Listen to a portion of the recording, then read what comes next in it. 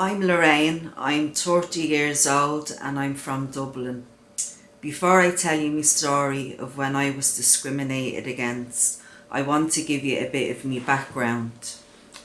To give you a bit of my background, I have to start from the beginning. From the age of 14, I started taking drugs because of a trauma in my life. As the years went on, it led to harder drugs.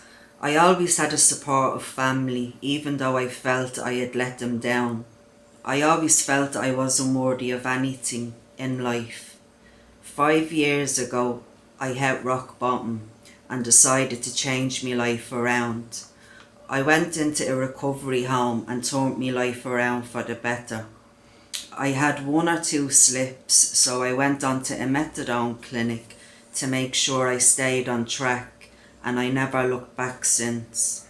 Then I met a guy down at a Christian event down the country. He soon became my husband, and he accepted me for my past. I never had anybody love me the way that he does. I fell pregnant with a little girl, Heidi, but what was supposed to be the happiest time of my life was in fact a nightmare. I'll never forget the day, just hours after giving birth, when a social worker came to me bed and introduced herself. I grabbed my daughter up off the bed and held her so tight to my chest, because unfortunately when we hear the word social worker, we automatically think they're coming to take our children away from us.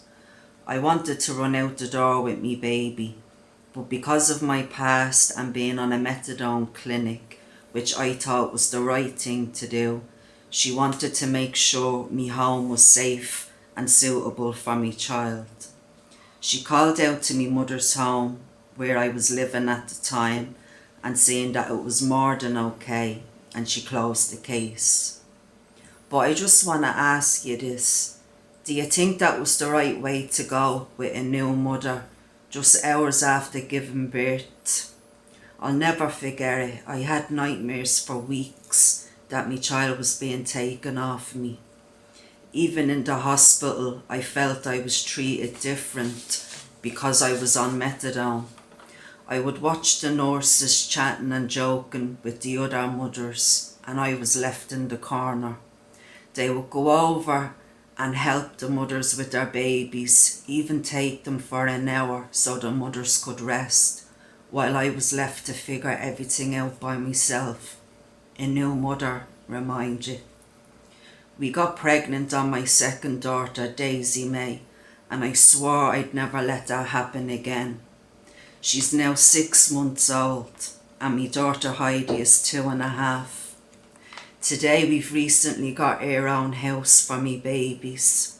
You see, even though I was discriminated against and judged for me past, I never let that stop me bettering me future. But I'll never stop fighting. I'll never stop fighting for my kids' future. I hope my children are never discriminated against the way I was. The lack of equal opportunities must end so that my children don't suffer the hardships in life that I did, or anyone's children at that.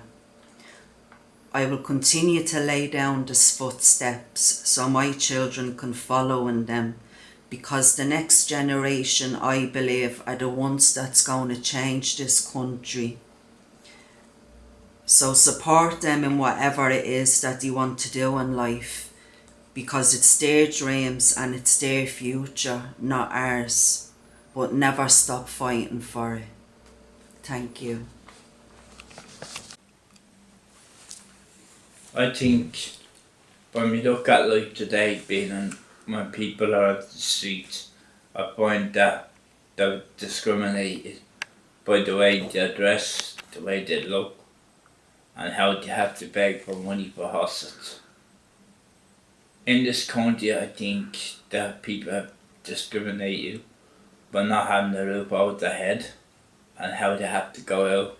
If they do have a roof, go out and beg for money just to get a roof over their head. And if they were to go out and had a roof over their head, they would actually have to get shopping off with a look or whatever because they're not able to afford it. This country needs to put a budget to each limit of someone's income, how they're not in poverty. Poverty is the meaning of where discrimination is being held. People are judged, laughed at, shamed, and embarrassing people. Thank you, Jimmy.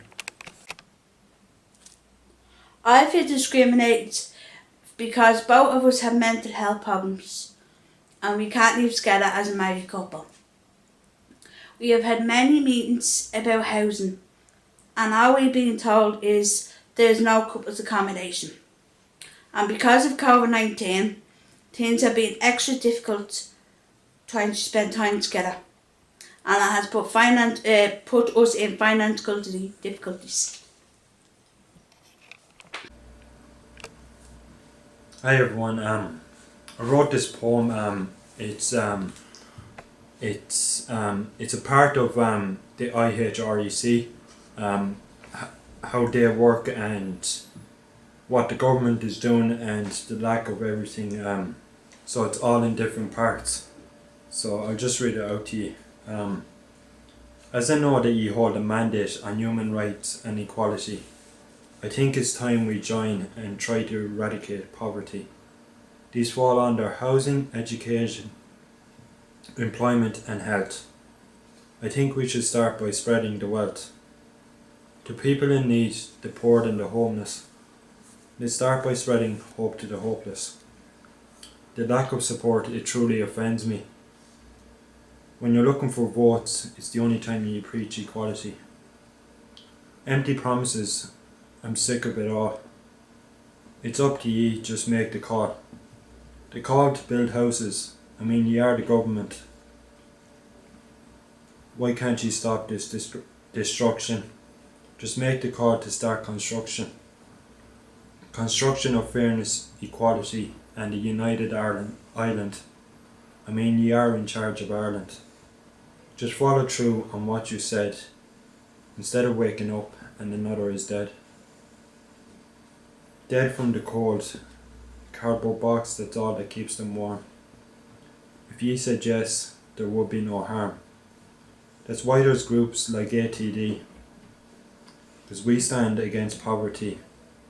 That's why we stand for equality. It's time to stop all this negativity that the government is spreading. Look at where we're heading. When people look at homelessness as the normality, that's when I look on ye in pity.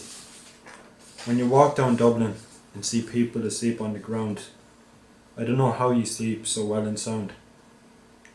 Please listen to us, there is people dying.